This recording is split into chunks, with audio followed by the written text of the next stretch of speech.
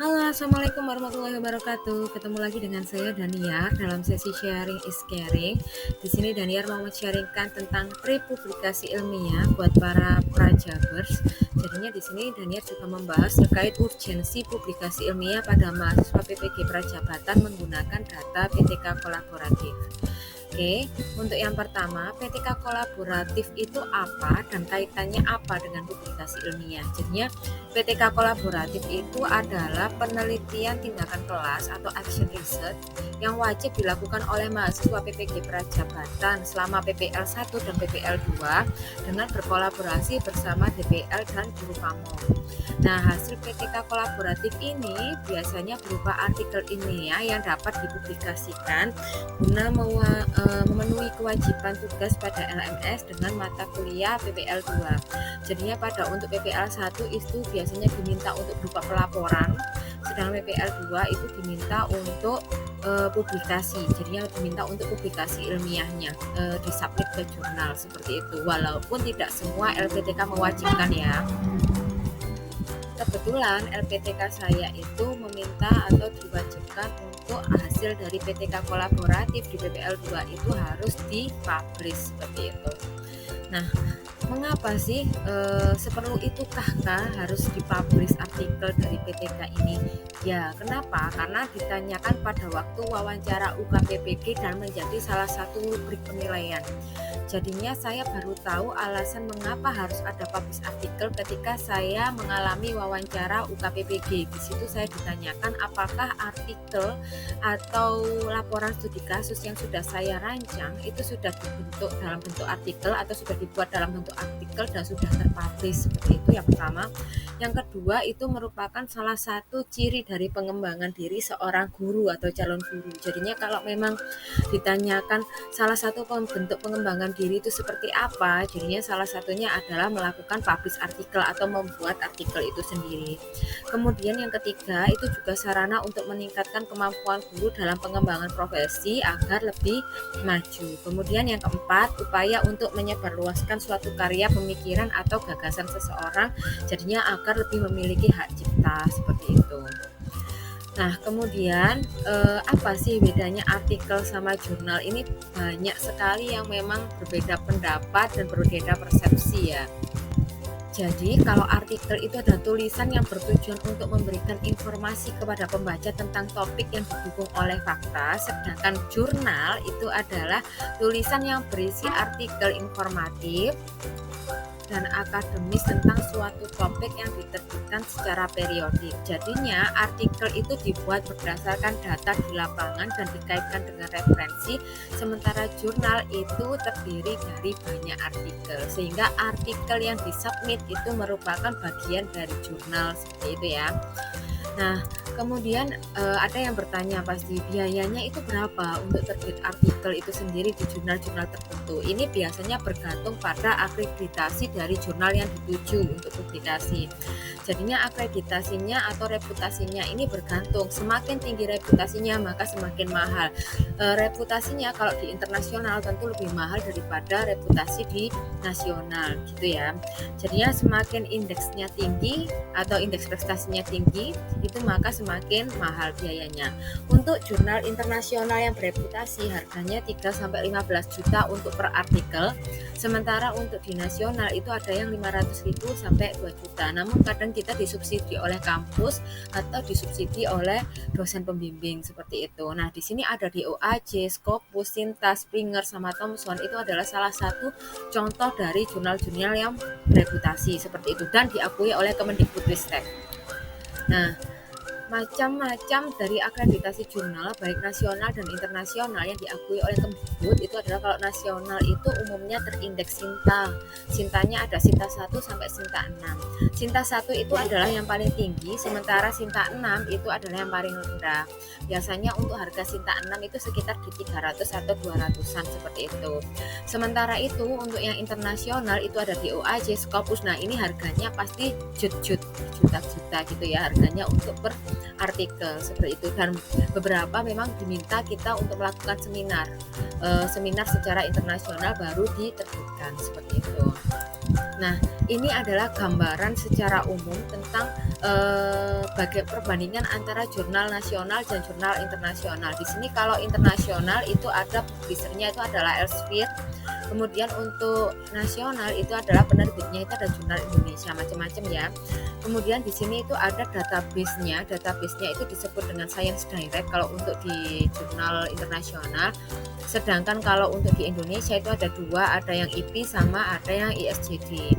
Sementara itu untuk kinerja riset, pemeringkat dan analisis riset itu di sana ada Scopus, ada Simagus. Sementara kalau untuk di Indonesia itu ada Sinta yang saya sebutkan tadi, ada Sinta 1 sampai Sinta 6. Di sini ada sumbernya ya, jadinya saya mengambil ada sumber dari situ nasrul.id seperti itu. Nah, macam-macam akreditasi jurnal ini itu juga yang perlu diingat sama teman-teman, itu hati-hati terkait dengan predatory jurnal. Jadinya predatory jurnal atau jurnal predator itu bukanlah jurnal yang terpercaya dan ia memangsa para penulis, jadinya itu akreditasinya nggak jelas seperti itu, jadinya kayak berbohong gitu loh. Nah, jurnal predator tidak melakukan proses review maupun progres penyuntingan dengan baik dan benar. Cirinya adalah mengharuskan biaya publikasi yang tinggi bahkan sebelum jurnal tersebut diterima yang dipublikasikan, terus tidak ada proses review, kemudian tidak memenuhi standar dan tidak memiliki akreditasi atau tidak memiliki keanggotaan di organisasi jurnal ilmiah, tidak memiliki hubungan dengan universitas. Jadinya kan memang ada universitas yang memiliki hubungan dengan para jurnal ini. Jadinya para editor jurnal itu biasanya dari dosen-dosen di universitas tersebut. Kemudian memiliki website yang tidak profesional seperti itu. Jadinya hati-hati ya teman-teman. Kemudian bagaimana sih cara kita menghindari predatory jurnal itu? Jadi yang pertama itu pastikan jurnal yang akan dikirimkan memiliki akreditasi atau keanggotaan di organisasi jurnal ilmiah. Jadinya bisa dicek ini, bisa dicek di situs web itu ya, DOAJ itu ada nanti list-listnya. Kemudian yang kedua itu periksa apakah jurnal tersebut memiliki proses review yang ketat dan tim review yang terdiri dari ahli di bidangnya. Jadi kita bisa searching ya di Google tim reviewnya itu siapa saja. Kemudian cari tahu lagi apakah jurnal tersebut memiliki hubungan dengan universitas. Universitasnya kenal nggak sama jurnal ini? Kalau nggak kenal mendingan jangan. Kemudian pastikan website jurnal itu profesional. Profesional itu berarti bukan yang pakai website yang gratisan ya, tapi yang memang benar-benar yang profesional. Kemudian yang kelima, jika ada yang meragukan sebaiknya berkonsultasi dulu dengan dosen pembimbing. Jadinya memang beberapa dosen pembimbing yang memang berpengalaman dalam mempublish jurnal ini, mempublish artikel ini, jadinya kita perlu koordinasi dulu. Jadinya bertanya dulu ke dosen pembimbingnya.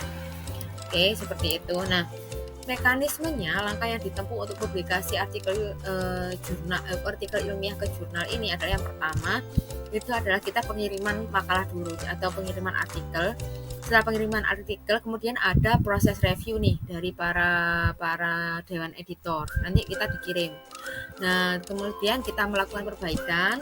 Setelah direview kita melakukan perbaikan. Setelah dilakukan perbaikan kita ngirim ulang lagi nih terkait dengan artikel yang sudah kita perbaiki. Nah, setelah itu ada pemeriksaan proofing, jadinya ada di proofing oleh para dewan editor ini.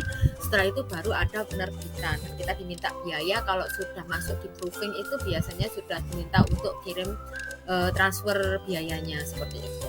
Jadinya bukan di awal diminta transfer, enggak, tapi biasanya ketika proses proofing ini kita sudah diminta untuk transfer seperti itu berdasarkan pengalaman ya ini ya. Kemudian selanjutnya bagaimana sih cara mendapatkan data di BPK Prajab? Tentu ketika kita membuat artikel itu kita butuh data kan. Nah, data ini dapat diperoleh dari PPL 1 ataupun PPL 2, itu terserah ya dengan semua. Jadinya bisa data dari PPL 1 atau data dari PPL 2. Semakin cepat data yang didapat, maka kita semakin dapat menganalisis dan kita bisa publish dengan segera seperti itu.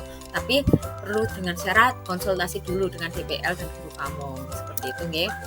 Kemudian langkah yang harus dilakukan itu agar mendapatkan data itu bagaimana? Jadinya yang pertama itu saya pikirkan itu ada 3 langkah. Yang pertama ada planning, yang kedua instrumentasi dan validasi, yang ketiga ada eksekusi di sekolah.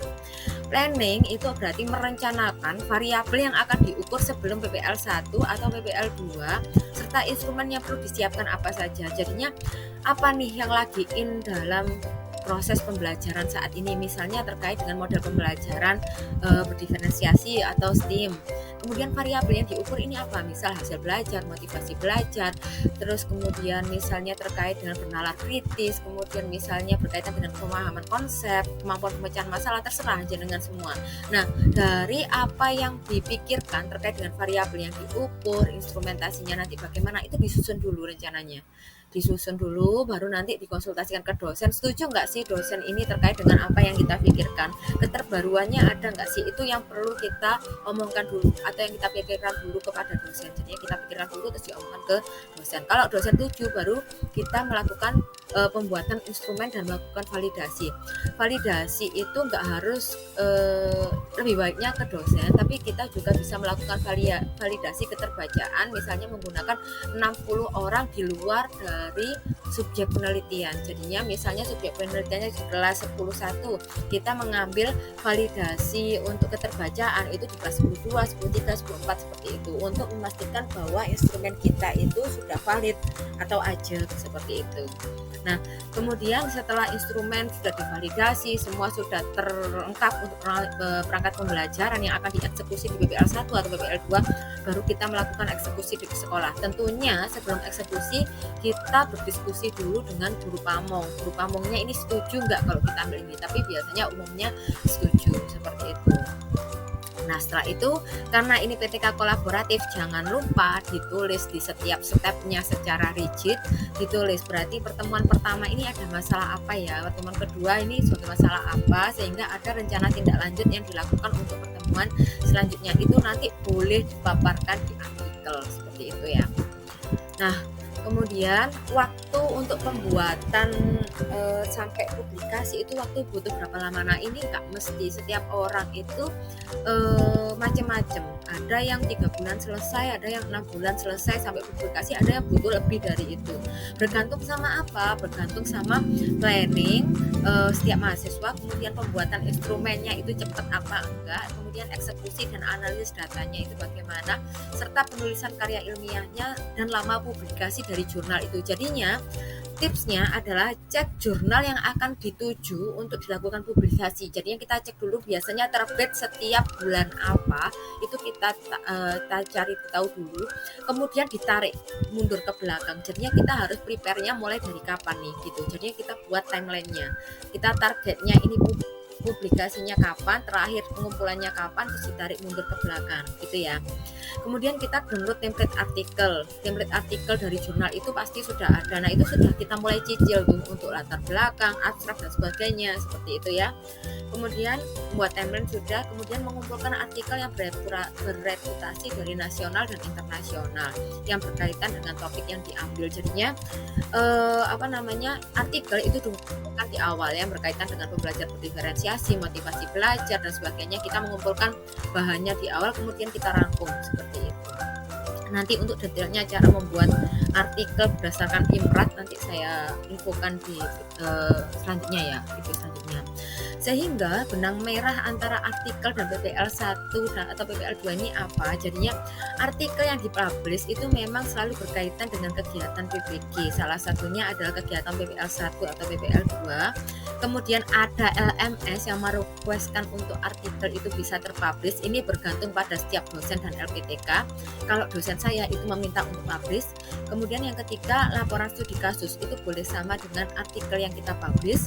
Yang keempat, wawancara UKPPG ini juga ditanyakan berkaitan dengan hal tersebut dan pengembangan diri yang sudah dilakukan.